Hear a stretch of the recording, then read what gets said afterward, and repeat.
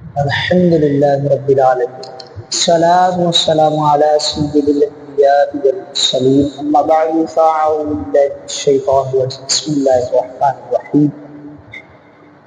بیت الخلاء کے متعلق آداب۔ قرآن پاک کی سورہ نساء میں تیمم کے حکم کو بیان کرنے کے ضمن میں بیت الخلاء کا بھی ذکر ہوا ہے۔ اللہ تعالیٰ ارشاد فرماتا ہے بسم اللہ الرحمن الرحیم وَإِن كُنتُم مَّرْضَىٰ أَوْ عَلَىٰ سَفَرٍ أَوْ جَاءَ أَحَدٌ مِّنكُم مِّنَ الْغَائِطِ أَوْ لَامَسْتُمُ النِّسَاءَ فَلَمْ تَجِدُوا مَاءً فَتَيَمَّمُوا صَعِيدًا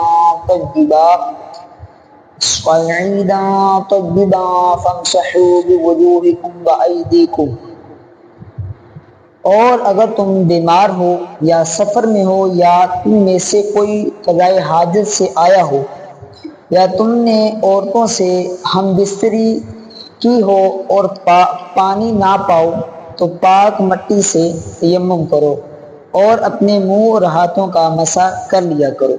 اسی طرح قرآن پاک کی سورہ توبہ کی آیت نمبر 108 میں اللہ تعالیٰ نے اہل قباء کی تعریف بیان کرتے ہوئے ارشاد فرمایا فیہ رجال یحبون ان یتطہروا واللہ یحب المطہرین۔ اس میں وہ لوگ ہیں جو خوب پاک ہونا پسند کرتے ہیں اور اللہ خوب پاک ہونے والوں سے محبت فرماتا ہے۔ حضور نبی کریم صلی اللہ علیہ وسلم نے اہل قباء سے ارشاد فرمایا یہ کون سی طہارت ہے جس پر اللہ پاک نے تمہاری تعریف فرمائی؟ انہوں نے عرض کی ہم پتھروں اور پانی سے استنجا کرتے ہیں۔ حدیث مبارکہ میں بیت الخلاء کے متعلق بیان۔ حضرت سلیمان فارسی رضی اللہ تعالی عنہ سے مروی ہے کہ حضور صلی اللہ علیہ وسلم نے ہمیں ہر چیز سکھائی، حتیٰ کہ آپ صلی اللہ علیہ وسلم نے ہمیں حکم ارشاد فرمایا۔ ہمیں آپ صلی اللہ علیہ وسلم نے پیشاب اور پخانہ کے وقت قبلہ رخ ہونے سے روکا۔ اسی طرح داہنے ہاتھ سے استنجا کرنے، 3 سے کم پتھروں کے استعمال کرنے اور گوبر اور ہڈی سے استنجا کرنے سے بھی روکا۔ یعنی حدیث مبارکہ میں ہے کہ پیشاب اور پخانہ کے وقت قبلہ رخ ہونا یہ حدیث مبارکہ میں منع کیا گیا ہے،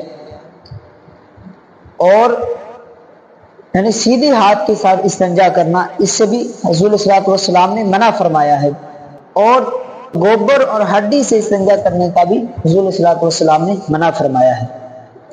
حضور صلی اللہ علیہ وسلم نے ارشاد فرمایا تم میں سے کوئی غسل خانے میں ہرگز پیشاب نہ کرے کیونکہ عام طور پر وسوسے اسی سے ہوتے ہیں۔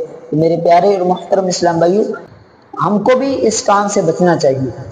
امیر اہل سنت مولانا الیاس قادری دامت برکاتہ العالیہ فرماتے ہیں اگر آپ کے حمام میں فوارہ ہو تو اسے اچھی طرح دیکھ لیجئے کہ اس کی طرف منہ کر کے نہانے میں منہ یا پیٹھ قبلہ کی جانب نہ ہو۔ یعنی جب ہم نہائیں تو ہم غور کریں کہ ہمارا جو فوارہ ہے اس کا رخ قبلے کی طرف، ہمارا نہ قبلے کی طرف رخ ہو نہ پیٹھ ہو۔ استنجا خانے میں بھی اسی طرح احتیاط کیجیے۔ نیز فرمایا مسلمانوں کو مکان کی غیر واجبی بہتری کے بجائے آخرت کی حقیقی بہتری پر نظر رکھنی چاہیے۔ مفتی احمد یار خان نعیمی رحمۃ اللہ تعالی علیہ فرماتے ہیں اگر غسل خانے کی زمین پختہ ہو اور اس میں پانی خارج ہونے کی نالی بھی ہو تو وہاں پیشاب کرنے میں حرج نہیں، اگرچہ بہتر ہے کہ نہ کرے، لیکن زمین اگر کچی ہو اور پانی نکلنے کا راستہ بھی نہ ہو تو پیشاب نکلنا سخت برا ہے، زمین ناپاک ہو جائے گی اور غسل یا وضو میں گندا پانی جسم پر پڑے گا۔ بیت الخلاء واش روم کے استعمال کے متعلق آداب۔ بیت الخلاء میں داخل ہونے سے پہلے یہ دعا پڑھ لیجیے اللہم انی اعوذ بک من الخبث والخبائث۔ اے اللہ میں شیاطین مردود اور شیاطین عورتوں سے تیری پناہ مانگتا ہوں۔ بیت الخلاء استعمال کرنے کے بعد حسب ضرورت کم یا زیادہ پانی بہا دیجیے۔ بیٹھنے کے قریب ہوں تو ستر کھولیے، بقدر ضرورت کھولیے۔ داخل ہوتے وقت پہلے بایاں پاؤں اندر رکھیے اور نکالتے وقت دایاں پاؤں یعنی سیدھا پاؤں پہلے نکالیے۔ جہاں کموڑ ہو تو وہاں ایک تولیہ یا کپڑا وغیرہ رکھنے کا اہتمام کیجیے تاکہ کموڑ کے استعمال کے بعد کناروں کو اچھی طرح خشک کر دیا جائے تاکہ دوسروں کے لیے بھی آسانی ہو۔ بیت الخلاء سے نکل کر صابن وغیرہ سے ہاتھ دھو لیجیے۔ نکلنے کے بعد یہ دعا پڑھ لیجیے، اللہم غفرانک الحمدللہ الذی اذہب عنی العذاب وعافانی۔ اے اللہ تیری بخشش مانگتا ہوں، تمام تعریفیں اس اللہ ہی کے لیے ہیں جس نے مجھ سے تکلیف کو دور کیا اور مجھے عافیت بخشی۔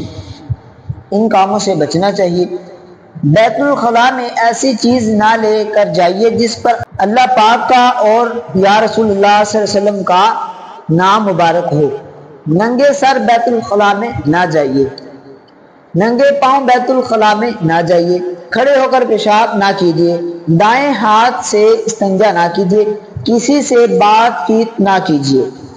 حمام یا بیسن وغیرہ پر صابن پگھلنے کے لیے نہ چھوڑیے۔ واش روم کی دیوار پر کچھ نہ لکھیے۔ اگر پہلے سے لکھا ہوا ہو تو اس کی جانب نہ تو نظر کیجیے اور نہ پڑھیے بلکہ اسے مٹا دیجیے۔ ہاتھ منہ دھونے اور وضو اور غسل کرنے اسی طرح طہارت کے حصول کے لیے پانی استعمال کرتے وقت اسراف نہ کیجیے۔ واش روم کا جوتا عام گھریلو استعمال میں نہ لائیے۔ عام گھریلو استعمال کا جوتا واش روم میں استعمال نہ کیجیے۔ واش روم کے لیے مرد اور عورت کے استعمال کے لیے ایک ہی جوتے کا استعمال نہ کیجیے۔ الگ الگ، عورت کا الگ جوتا ہو اور مردوں کا الگ ہو۔ اللہ تعالیٰ کی بارگاہ میں دعا ہے کہ ہم سب کو سنتوں پر عمل کرنے کی توفیق عطا فرمائے، آمین بجاہ خاتم النبی الامین صلی اللہ تعالی علیہ وآلہ وسلم۔